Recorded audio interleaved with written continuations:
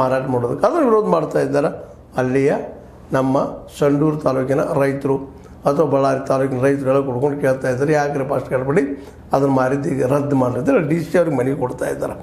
ಅಲ್ಲಿಯೇ Ballari D C Prashant Kumar Mishra ಅವ್ರಿಗೆ ಮನವಿ ಕೊಟ್ಟ ಮತ್ತು ರದ್ದು ಮಾಡಿರೋದನ್ನು ಅಂತ. ಹೇಗೆ ನಾಳೆದು ಅವ್ರು ಮಾಡ್ತಾರೋ ಇಲ್ವೋ ಫ್ಯಾಕ್ಟ್ರಿಗಳನ್ನ ಎಷ್ಟು ವರ್ಷ ತೆಗೆದುಕೊಳ್ತಾರೆ ಏನು ಎಂತು ಹೇಗೆ ಇವತ್ತು ಅನೇಕ ಕಡೆಗಳು ನಾವು ನೋಡ್ತಾ ಇದ್ದೀವಿ.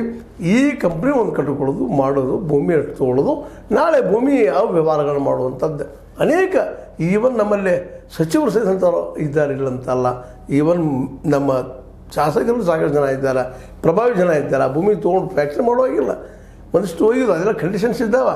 ಈ ದೇಶದಲ್ಲಿ ಕಂಡೀಷನ್ ಎಷ್ಟಿಲ್ಲ, ಆ ಕಂಡೀಷನ್ ಫಾಲೋ ಮಾಡ್ಬೇಕಿಲ್ಲ, ಅದು ಮತ್ತು ಪರಿಹಾರ ಇರ್ತದೆ. ಅವರು ಅಧಿಕಾರಿ ಹುಡುಕಿ ಕೊಡ್ತಾರೆ ಈ ಪರಿಹಾರ ಮಾಡಲ್ಪ ಇದನ್ನು ಅಂತೇಳಿ.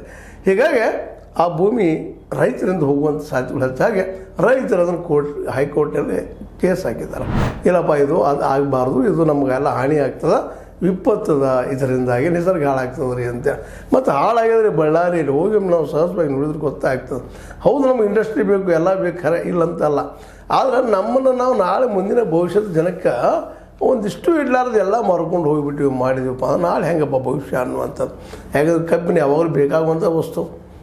ಆ ಕಬ್ಬಿನ ಅದಿರೆಲ್ಲ ಹೋಗ್ತದೆ, ಎಲ್ಲಿ ಅದು ಸೃಷ್ಟಿ ಮಾಡಲಿಕ್ಕೆ ಸಾಧ್ಯ ಇದೆ ಯಾರಿಗಾದರೂ. ನಮ್ಮ ದೇಶದ ಅಭಿವೃದ್ಧಿಗೆ ಆಗಲಿ ಎಲ್ಲರೂ ಹೇಳ್ತಾರೆ, ಹೌದು ನಾವು ಅಭಿವೃದ್ಧಿಗೆ ಮಾಡ್ತೀವಿ, ನಾವು ದೇಶಭಕ್ತರು ಅಂತ ಹೇಳೋರು ಸಾಕಷ್ಟು ಜನ ಇದ್ದಾರೆ. ಅದಿಲ್ಲ ಅಂತ ಅನ್ನೋದು ಇರಲಿ.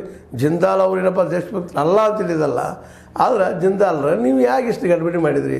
ಅದು ರೇಟ್ ಹೆಂಗಪ್ಪ ಅಂತಂದ್ರೆ 1 ಎಕರೆಗೆ 1.22 ಲ್ಯಾಕ್, ಅದರಿಂದ 1.50 ಲ್ಯಾಕ್ ಅಂದರೆ 1,22,000ದಿಂದ 1,50,000 ತನಕ 1 ಎಕರೆಗೆ ತೊಗೊಂಡಿದ್ದಾರೆ. ಇವತ್ತನ್ನೆಲ್ಲ 1 ಲಕ್ಷ ಇವತ್ತು ದೊಡ್ಡ ಅಮೌಂಟ.